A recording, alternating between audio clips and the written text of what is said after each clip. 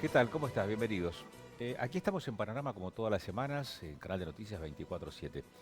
Sin dudas que la cuestión económica ocupa buena parte de esa centralidad en la agenda temática. Agenda tanto de la política como de los medios de comunicación, pero también de la gente común. Y de las organizaciones, por cierto, las que representan a distintos sectores de la sociedad. De hecho, vamos a hablar sobre cuestiones económicas, vamos a hablar con un especialista, que es Juan Pablo Serra, sobre las novedades ocurridas en la jornada de hoy. Se conoció el índice de precios al consumidor del mes pasado, el que da a conocer el INDEC todos los meses, a esta altura del mes. A nivel nacional, 13,2%, 5, medio punto por arriba de ese promedio en la provincia de Neuquén. Así que vamos a hablar también cómo se interpreta desde el sector empresarial esta realidad económica que empieza a observarse en las góndolas, que empieza a observarse en los precios, que empieza a observarse en la billetera de los consumidores, de los vecinos, y números que para la gestión gubernamental a nivel nacional resultan alentadores, pero sin lugar a dudas para el resto de los mortales es una carga difícil de seguir soportando, sosteniendo, sencillamente porque vos tenés un acumulado de casi 30 y pico de puntos en lo que va del año y estamos a marzo. Es decir, un 20% en enero, un 20 y fracción por el mes de enero, un 13%, en febrero estamos en el 33, un tercio de ese 100% digamos, de inflación en lo que va, nada más que en lo que va de este año.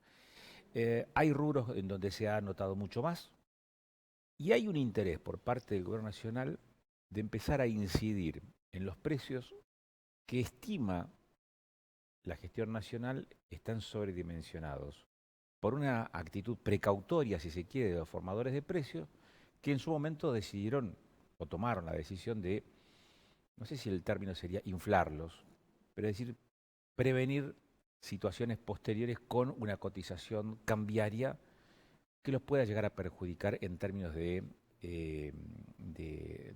balanza financiera. Al mismo tiempo, lo que estás observando es una suerte de amesetamiento de la cotización del dólar. Entonces, cuando vos tenés inflación en pesos y tenés planchado el dólar, un esquema de mayor libertad para la compra y la venta, lo que aparece es inflación en dólares. Hoy tenés productos en la Argentina que son más caros que en los mercados internacionales o que en otros mercados más allá de la frontera de nuestro país. En consecuencia, una de las decisiones que está tomando la gestión nacional es empezar a hacer jugar productos foráneos para incidir en los precios en el mercado interno.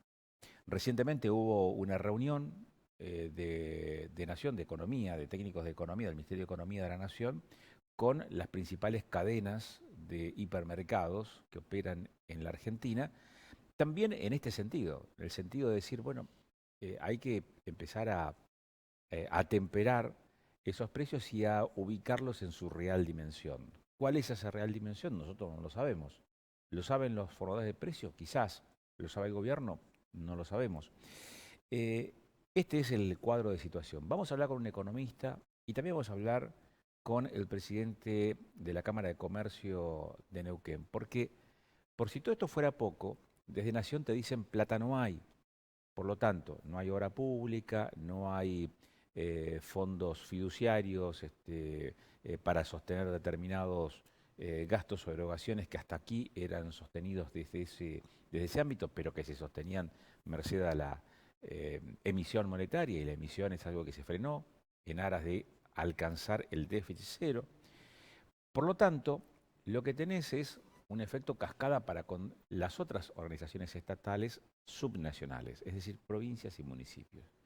¿Y cuál ha sido la respuesta de los estados municipales y provinciales frente a un esquema de no hay plata? Y cuando no vienen recursos de nación. Bueno, vamos a generar nosotros, por un lado, un ajuste del gasto, pero también vamos a implementar algunas medidas que nos permitan mejorar los ingresos. ¿Cómo se mejoran los ingresos? Bueno, con más recaudación. Y esa mayor recaudación puede venir de la mano de una mayor presión fiscal, cosa que se está notando, o de un aumento de la carga fiscal, cosa que también se está notando. Por ejemplo, la creación de tasas sobre la venta de los combustibles líquidos, ¿para qué? Para financiar algunos de esos rubros, como puede ser el transporte, caso concreto, la ciudad de Neuquén, como otras ciudades en el país. Es decir, frente a un esquema de constricción del gasto nacional y de declamada menor presión fiscal para los argentinos, la contraparte, la contracara, en todo caso es una mayor carga fiscal y una mayor presión fiscal de los estados subnacionales. Así que de eso vamos a hablar también con Daniel González, que va a estar con nosotros en un rato más, después en la segunda mitad de este programa, y con Juan Pablo Serra, que es economista y ha sido docente universitario también en esta materia, en este campo de conocimiento. ¿Todo esto cómo repercute? Repercute en los niveles de pobreza, repercute en los niveles socioeconómicos, y quienes están en una situación más endeble, más vulnerable, son quienes más sienten la carga de esta constricción económica.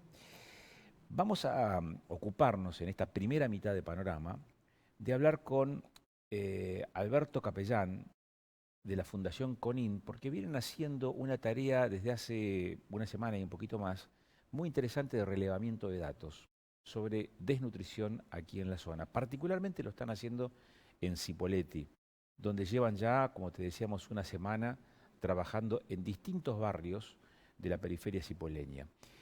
Alberto Capellán, ¿cómo está? Muy buenas noches. Agustín Amado lo saluda. ¿Cómo está usted?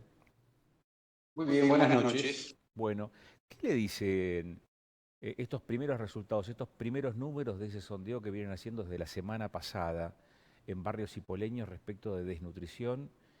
Y uno lo podría asociar esto con una mala educación alimentaria, malos hábitos alimentarios, pero también tal vez condiciones socioeconómicas no del todo favorables, que son los que desembocan en estos cuadros. ¿Qué están advirtiendo ustedes, Alberto? Confirmo, o sea, nosotros trabajamos como, perdón, como centro Chipolletti de CONIN, acá en Chipolletti ya hace 8 años. Entonces lo que estamos haciendo ahora, con una unidad móvil equipada con consultorios, es una recorrida, un relevamiento de chicos de 0 a 5 años de distintos barrios de Chipolletti. Lo que encontramos es lo que ya veníamos viendo, trabajando en nuestro centro, ahí en el Puente 83. La situación es crítica, pero es muy compleja, porque por un lado está el problema económico. Hay gente que no come. El otro día estábamos en Ferry y nos comentaba una referente, porque en todos los barrios y demás hay referentes. No hablemos de punteros, pero son referentes, que la gente les cree, que siguen a la gente. Y me decía que tiene un comedor, pero que no tiene nada para dar en el comedor, que habían encontrado una abuela que llegó tirada en la cama, que llevaba 3 días sin comer. Hoy estuvimos relevando acá en la zona de la costa y llegó una mamá con 2 chicos, que los chicos no estaban desnutridos, pero dijo, comemos una vez por día, porque no tenemos que comer. Y entonces, esta situación se repite. Pero, por otro lado, está también, yo no sé si la gente tiene los brazos caídos o demás, que con este trabajo que estamos haciendo nosotros, por ahí cuesta de que las mamás lleven a los chicos a hacer el relevamiento, que simplemente hacemos una encuesta socioeconómica, que los datos no los tenemos, los vamos a tener dentro de 15 días, porque es una encuesta que se hace en forma digital con el teléfono y eso va a la nube de CONIN y después eso se procesa. La información económica la vamos... Después viene un informe dividido en 2. La situación socioeconómica, que son datos que se pueden compartir.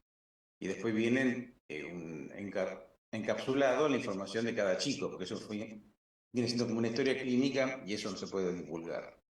Pero nos da la sensación como que la gente ha bajado un poco los brazos. Incluso hoy hicimos la experiencia. Cada mamá que llevaba a sus chicos le dábamos como un reconocimiento un paquete de tallarines, de fideos, tallarines, como para incentivar, como volvemos mañana, a ver si eso nos incentiva que vayan más mamás. Pero también hay una falta total de educación, porque al problema de la desnutrición, lo más grave acá en esta zona es la obesidad.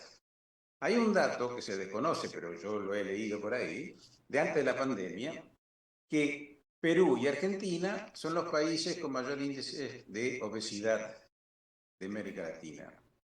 Y en Argentina, la zona con mayor obesidad es la Patagonia, y dentro de la Patagonia, la región Comahue. O sea que la región Comahue es la zona que tiene más grado de sobrepeso y obesidad de la Argentina y diría de América Latina.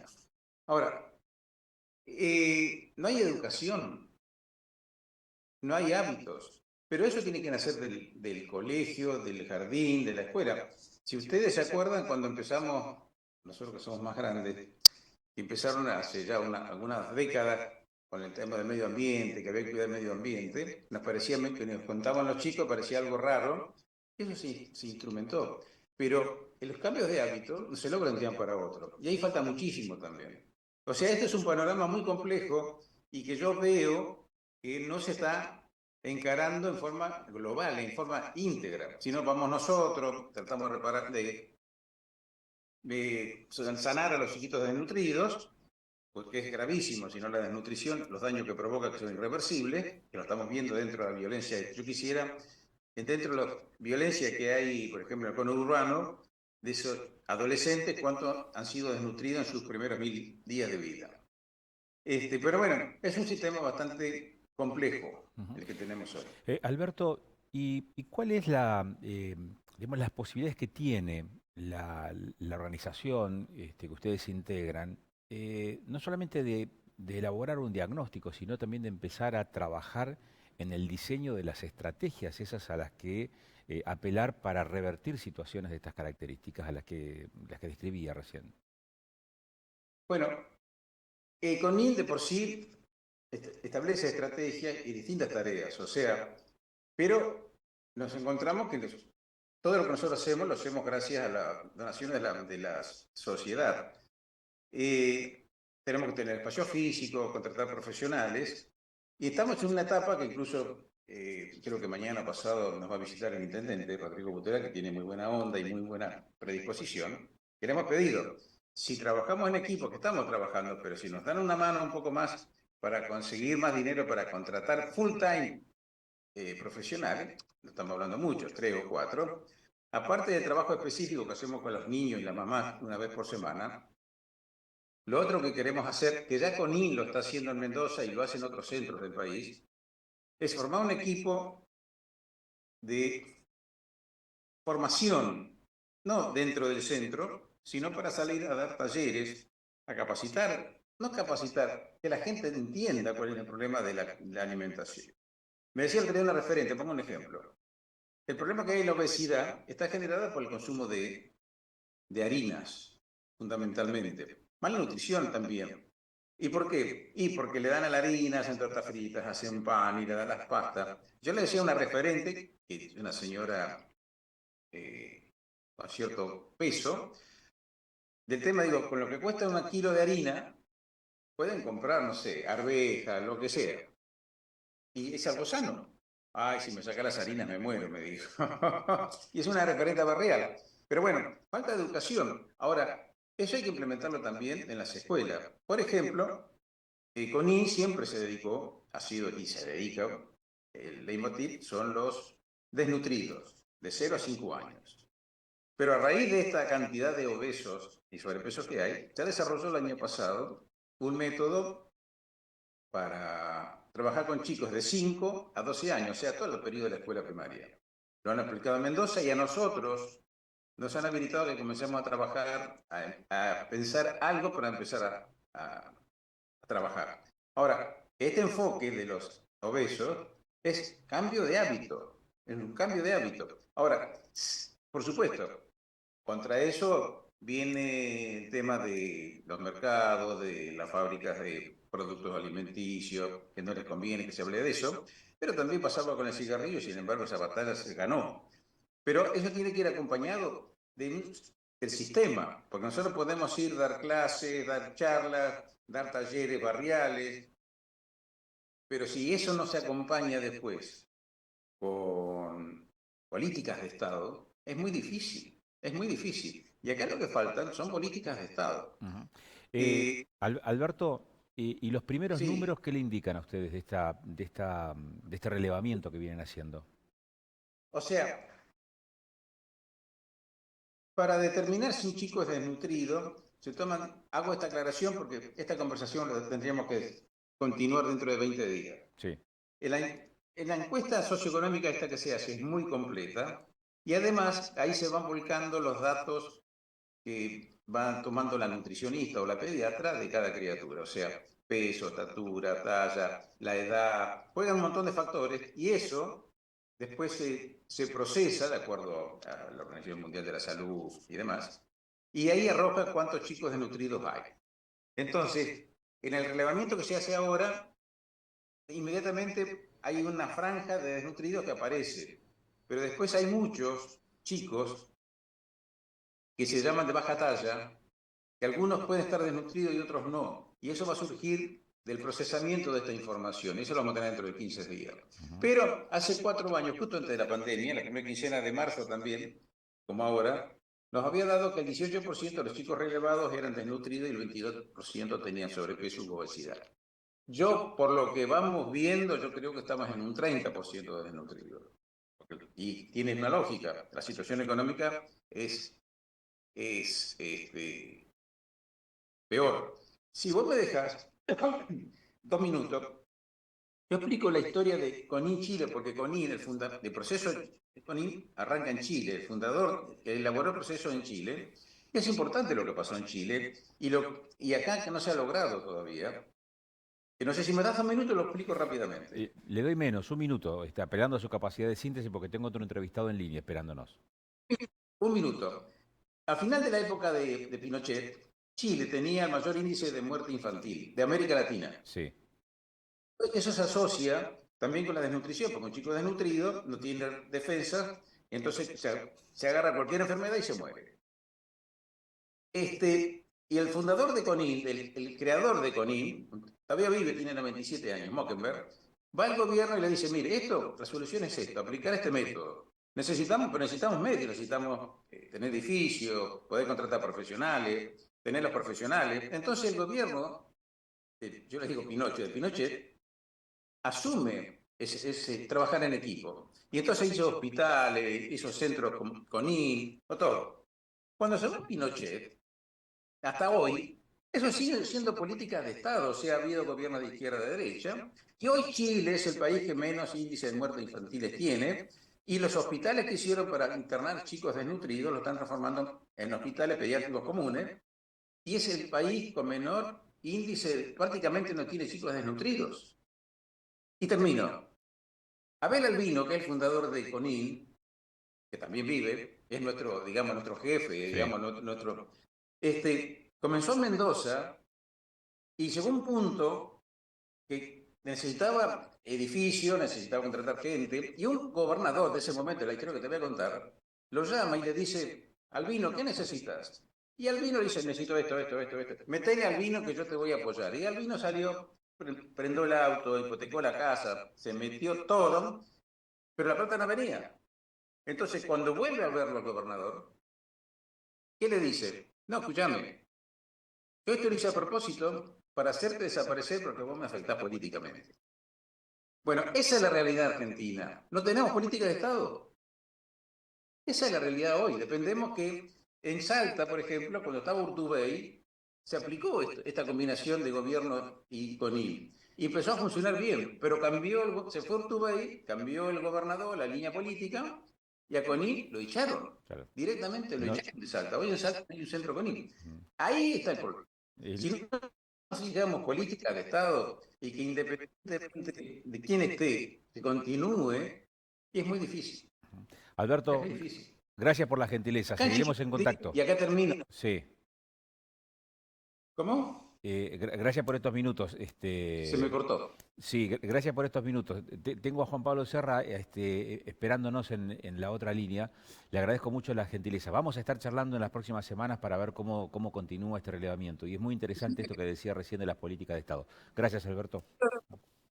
Después de que ya tenemos los resultados, seguimos la conversación. Dale, por favor. Muchas gracias, muy amable. Vamos a ir al encuentro también de Juan Pablo Serra. Juan Pablo es economista. Vamos a hablar de temas económicos. Vamos a hablar de las novedades que se han producido en estas últimas jornadas. Está con nosotros a través de esta conexión y vamos... Perdón, ¿me decías? Juan Pablo, ¿estás en línea? ¿Qué tal? ¿Cómo estás, Agustín? Bien. Buenas noches. Buenas noches, ¿cómo te va? ¿Por dónde crees que arranquemos? ¿Arrancamos por el tema del IPC que se conoció hoy, el tema de inflación? ¿Y qué me tenés para contarme de esto? Bueno, mira, el índice creo que fue menor a lo que se esperaba o a lo que se podía pronosticar. Me parece que estamos dejando atrás la tan temida posibilidad de hiperinflación. ¿Sí? La hiperinflación era una bomba que se veía que tenía muchas chances de explotar y parece ser que en estos meses se ha desactivado. Pero bueno, tenemos una inflación que es muy alta aún. Pero me parece que es importante tratar de entender qué significa esta inflación de febrero del 13%, como qué significó la de enero del 20%, que tiene que ver con un proceso muy diferente al que veníamos teniendo, digamos, en el gobierno anterior. Digamos. Me parece que lo que se está haciendo ahora es dar el primer paso en la lucha contra la inflación, en tratar de lograr un contexto estable, que es, digamos, atacar las distorsiones de precios relativos. Cuando hablamos de precios relativos es cuánto vale un bien comparado con otro bien, ¿sí? Y nosotros en esta economía que teníamos digamos, hasta que asumió el nuevo gobierno, teníamos los precios relativos completamente distorsionados, a un nivel que, qué sé yo, un boleto de colectivo costaba 20 veces menos que un café, cuando históricamente cuesta, qué sé yo, la mitad. ¿Sí? Teníamos precios que estaban muy atrasados, otros precios que estaban quizás desbocados. Tuvimos después, en el mes de diciembre, una devaluación importante. ¿Sí? Todo eso hace que los precios, para estabilizarse, se van a estabilizar en un nivel muchísimo mayor que el que tenían. ¿Sí? O sea, es necesario tener inflación para lograr vencer a la inflación. ¿Sí? Y esta es la inflación que estamos teniendo, la inflación de la lucha contra la inflación. Acá hay que estar atento en el fenómeno de lo que se llama la espiralización. Es decir, que este proceso de precios relativos en realidad no termine nunca, los precios sigan aumentando demasiado y se llegue a un nivel de inflación descontrolada, cosa que pasó varias veces en nuestra historia. Sí, así que me parece que es importante esa distinción de la inflación que tenemos en este momento con la inflación que tuvimos anteriormente cuando realmente el gobierno anterior no tomaba ninguna medida antiinflacionaria. Juan, mira, cuando uno observa lo que está pasando en el mercado, también advierte que una inflación en pesos con un amesetamiento del tipo de cambio, vos decís, también ahí hay un desfasaje, porque cada vez en dólares el mismo producto está costando más. ¿Siguen desfasados estos precios y se van a acomodar en algún momento o se va a acomodar el dólar a esta realidad? Bueno, difícil saberlo. Me parece que Argentina es un país que hoy en día está caro en dólares, ¿sí? O sea, ha cambiado completamente en estos últimos 3 meses. Así que creo que es más probable que el dólar acompañe a partir de cierto momento el proceso inflacionario, pero no creo que vaya a volver a niveles de que Argentina sea un país barato en dólares como era, qué sé yo, hace 4, 5 o 6 meses. Me parece que estos precios altos que Argentina tiene en dólares tienen mucho que ver con la estructura económica, no con la coyuntura económica, sino con la estructura económica. Tiene que ver con costos muy altos, que tienen que ver con todo lo que es básicamente impuestos, ¿sí? Pero también otro tipo de restricciones que afectan a la economía y que terminan llevando los precios finales a niveles que en otros países o en otras economías no tienen. ¿Sí? Entonces, creo que una segunda etapa va a tener que ser tratar de lograr competitividad por afuera del tipo de cambio, es decir, lograr que Argentina sea competitivo en un tipo de cambio de equilibrio. Porque nosotros vemos que el precio del dólar está bastante en equilibrio, sí, es más, está en cierto modo está alto, porque el Banco Central está constantemente comprando, el dólar de mercado está muy estable, que es el dólar blue, es decir, que ahora me parece que cuando se logra la estabilización hay que ir por el tema de la eficiencia, digamos. Creo que Argentina tiene que ser más eficiente produciendo, tiene que tener una economía más cercana a la del resto de los países para que no se dé este efecto de que los bienes nacionales son muy caros, ¿sí? Y que Esto lo Argentina estás, es un país perdón, caro en Juan, esto lo estás diciendo básicamente por la situación de las economías regionales que ven como una cotización, más allá de la devaluación que hubo, poco a poco esa relación empieza a diluirse también porque los costos siguen siendo elevados en pesos. ¿Cuál es el estímulo para las economías regionales, digamos, este escenario económico? Bueno, a ver, con respecto a las economías regionales, principalmente con las economías regionales exportadoras, hay mucho que hacer.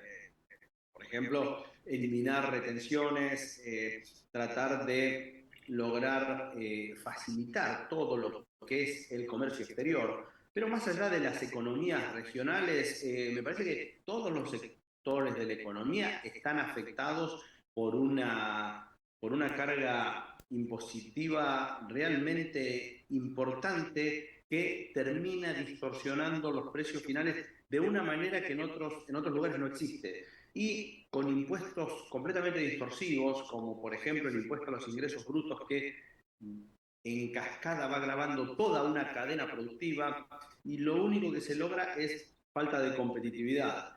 Yo creo que si queremos favorecer a las economías regionales, tenemos que tener una economía abierta, una economía que tenga comercio con el mundo y para eso es necesario eliminar todas estas distorsiones impositivas, es decir, el primer pasito es haber evitado la hiperinflación, pero queda un montón por hacer para llevar al país a una economía liberal, a una economía de mercado como pregonó el presidente durante su campaña. Ujú. ¿Qué pasa con el otro? Dos cosas más quiero preguntarte. Uno es el tema tasas de interés que se conoció recientemente también, esta decisión de Gobierno Nacional de incidir en esa materia. Y lo otro es una mayor apertura a las importaciones para regular los precios internos. ¿Por dónde querés comenzar? Bien, mira, vamos a empezar por el segundo, que viene en línea Sí. con lo que veníamos hablando. Está muy bien tener una economía abierta, está muy bien que entren productos importados para competir con los nacionales, pero también es necesario lo que veníamos diciendo, es decir, que los productores nacionales estén en buenas condiciones de ser competitivos. Este problema históricamente se solucionó de la manera de que el gobierno le decía a los productores nacionales, bueno, mira, ya que vos no sos competitivo por los impuestos que yo te cobro, te voy a cerrar la economía, te voy a evitar la competencia con productos fabricados de manera más eficiente y con eso nos damos la mano, el gobierno, las empresas, y estamos bárbaros. Y resulta que, por otro lado, el consumidor estaba pagando carísimo por un montón de cosas. Históricamente, en Argentina, en casi cualquier momento de la historia, casi todos los bienes son más caros que en cualquier otro país. Esto se ve desde la ropa principalmente, pero se ve también en los autos, se ve en los productos electrónicos, en los teléfonos celulares, en lo que sea, en Argentina es más caro. Y siempre se usó ese mecanismo proteccionista de yo te voy a proteger la ineficiencia que te genero vía impuestos, cerrando la economía para que vos no tengas competencia. Eso se tiene que terminar porque eso no sirve para el desarrollo de una economía, no sirve para que un país tenga crecimiento, ¿sí? Así que esto va bien alineado con lo que veníamos hablando anteriormente. Y bueno, respecto a las tasas, ya es una decisión más coyuntural. Me parece que está bien que las tasas tiendan a la baja, ¿sí? Que a medida que la expectativa inflacionaria y la expectativa de suba del dólar se van morigerando, me parece que es razonable que la tasa de interés también acompañe. Esto tenemos un día. Lo primero que podemos ver es que bajaron las tasas que los bancos le están ofreciendo a los depositantes. Tendríamos que ver de acá a un par de semanas si bajaron también las tasas de los préstamos y si aumentó la cantidad de préstamos que el sistema bancario está haciendo, ¿sí? Sería muy deseable que ello suceda. Gracias, Juan Pablo, como siempre, por la gentileza y por darnos estas lecturas, estas miradas respecto a lo que está pasando en el mundo económico. Muchas gracias, que termines bien el día, ¿eh? Bueno, muchísimas gracias, muchos saludos para todos. Bueno, muy amable. Juan Pablo Serra es economista. Cuando hablamos después de la tanda, después de los avisos comerciales, va a estar sentado aquí en esta mesa el presidente de la Cámara de Comercio de Neuquén. Vamos a hablar de estos temas, vamos a hablar de la inflación, vamos a hablar de IPC, pero también vamos a hablar de la realidad desde la perspectiva de aquellos que dirigen un emprendimiento, una empresa. Casas de la Falda. Se trata de un barrio cerrado, ubicado en las afueras de la ciudad de Cipolletti, sobre calle Maestro Espinosa. Sus áreas comunes cuentan con ingresos tanto peatonal como vehicular, calles y veredas asfaltadas. El ingreso-egreso se genera mediante portones automáticos corredizos y cuenta con una seguridad privada, red eléctrica subterránea, red de gas natural, sistema de riego automatizado, cloacas y agua. Casas de la Falda, 100% financiado por Autocrédito Fideicomiso, en pesos hasta 60 cuotas.